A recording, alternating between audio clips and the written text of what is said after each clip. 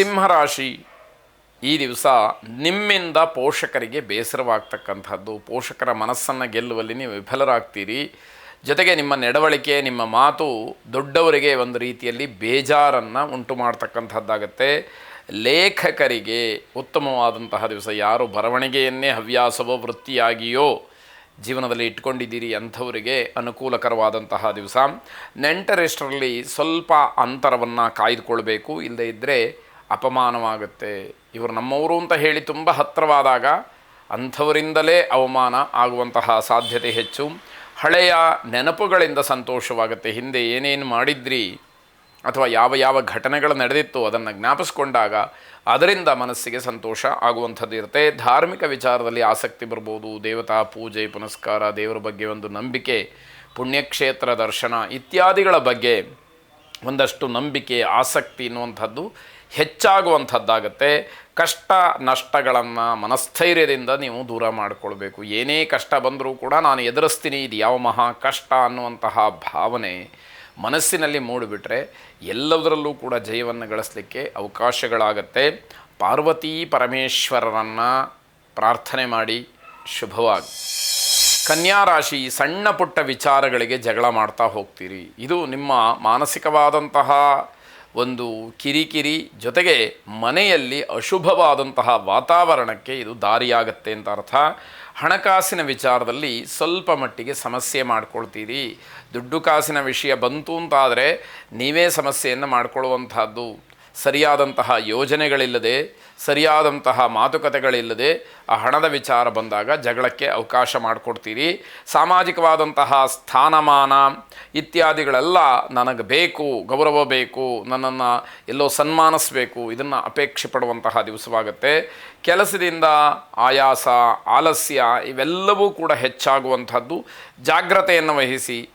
ಶಾರೀರಿಕವಾಗಿ ಸಮಸ್ಯೆಗಳಾದಾಗ ಏನೇ ಆಲಸ್ಯ ಇದ್ದರೂ ಕೂಡ ಅಗತ್ಯವಾಗಿ ಮಾಡಬೇಕಾದಂತಹ ಕೆಲಸಗಳಿಗೆ ಆದ್ಯತೆಯನ್ನು ನೀಡಲೇಬೇಕು, ಅದನ್ನು ಪೂರೈಸಲೇಬೇಕು ಅನ್ನುವಂತಹ ಅನಿವಾರ್ಯಗಳು ಬರುವಂಥದ್ದಾಗತ್ತೆ. ವಿದ್ಯಾರ್ಥಿಗಳಿಗೆ ಅನುಕೂಲಕರವಾದಂತಹ ದಿವಸ. ನಿಮ್ಮ ವಿದ್ಯಾಕ್ಷೇತ್ರದಲ್ಲಿ ಸಾಧನೆಗೆ ಅವಕಾಶ ಇದೆ. ಪ್ರಯತ್ನವನ್ನು ಮಾಡಿ. ಅದೃಷ್ಟ ಚೆನ್ನಾಗಿದೆ. ಭಗವಂತನ ಅನುಗ್ರಹ ನಿಮಗೆ ಆಗ್ತಾ ಇದೆ. ನಿಮ್ಮ ಪ್ರಯತ್ನವೊಂದು ಪ್ರಾಮಾಣಿಕವಾಗಿ ಇರಲಿ ಎನ್ನುವಂಥದ್ದು. ವಯಸ್ಸಾದಂಥವರಿಗೆ ಹಣ್ಣನ್ನು ಕೊಡಿ. ಅವರ ಆರೋಗ್ಯವನ್ನು ವಿಚಾರಣೆ ಮಾಡಿ. ಶುಭವಾಗಿ. ತುಲಾರಾಶಿ, ಸಾಧು ಸಂತರ ಸಮಾಗಮ, ಧಾರ್ಮಿಕ ವಿಚಾರಗಳ ಚರ್ಚೆ ಇತ್ಯಾದಿಗಳೆಲ್ಲವೂ ಕೂಡ ಮುನ್ನೆಲೆಗೆ ಬರುವಂಥದ್ದು. ಆ ವಿಚಾರದಲ್ಲಿ ನಿಮಗಿರತಕ್ಕಂತಹ ಒಂದಷ್ಟು ಮಾಹಿತಿಗಳು ನಿಮಗೆ ಅನಾವರಣ ಆಗ್ತಕ್ಕಂಥದ್ದಾಗತ್ತೆ. ವೃತ್ತಿಯಲ್ಲಿ ಲಾಭದ ಜೊತೆಗೆ ಸಾಧನೆಯೂ ಕೂಡ ಆಗುವಂಥದ್ದು. ಇದು ಬಹಳ ಮುಖ್ಯವಾದಂತಹ ವಿಚಾರ. ಜನಮನ್ನಣೆ, ಗೌರವ, ಪುರಸ್ಕಾರ ಇತ್ಯಾದಿಗಳೆಲ್ಲವೂ ಕೂಡ ಸಿಕ್ಕುವಂಥದ್ದಾಗತ್ತೆ. ಯಾವುದೇ ರೀತಿಯ ಬದಲಾವಣೆಯ ವಿಚಾರವನ್ನು ತಲೆಯಿಂದ ತೆಗೆದು ಹಾಕಿಬಿಡಿ. ಅದು ವೃತ್ತಿ ಇರ್ಬೋದು, ನೌಕರಿ ಇರ್ಬೋದು, ಅಥವಾ ಮನೆ ಇರ್ಬೋದು, ಸ್ಥಳ ಇರ್ಬೋದು, ಯಾವುದೇ ಬದಲಾವಣೆಗಳು ಕೂಡ ಬೇಡ ಅನ್ನುವಂಥದ್ದು. ಕೆಲಸದ ನಿಮಿತ್ತವಾಗಿ ಮನೆಯಿಂದ ಹೊರಗಡೆ ಉಳ್ಕೊಳ್ಬಹುದು ಅಂತಹ ಸಾಧ್ಯತೆಗಳು ಹೆಚ್ಚಾಗಿರುತ್ತೆ.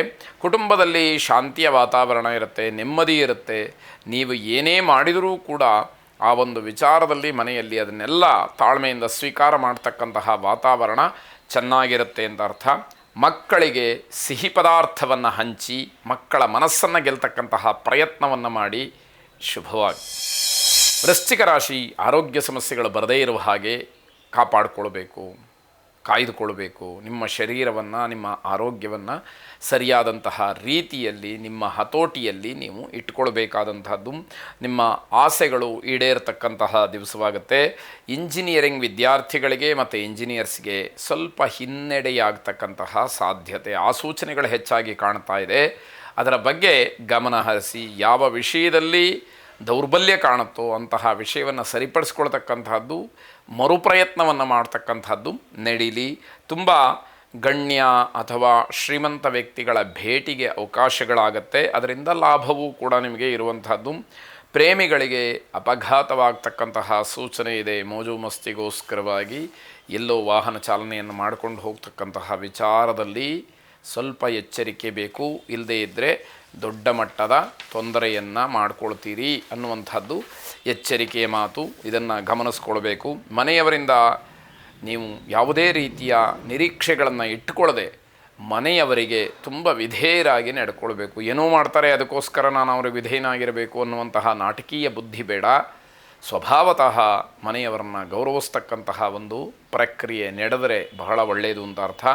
ಅಘೋರ ರುದ್ರನನ್ನು ಪ್ರಾರ್ಥನೆ ಮಾಡಿ, ಅಘೋರಾಯ ನಮಸ್ತುಭ್ಯಂ ಘೋರಾಘೋರ ಭಯಂಕರ ಘೋರ ಮೃತ್ಯು ವಿನಾಶಾಯ ಅಘೋರಾಯ ನಮೋ ನಮಃ ಎಂಬ ಪ್ರಾರ್ಥನೆಯನ್ನು 11 ಬಾರಿ ಪಠನೆ ಮಾಡಿ. ಶುಭವಾಗಿ.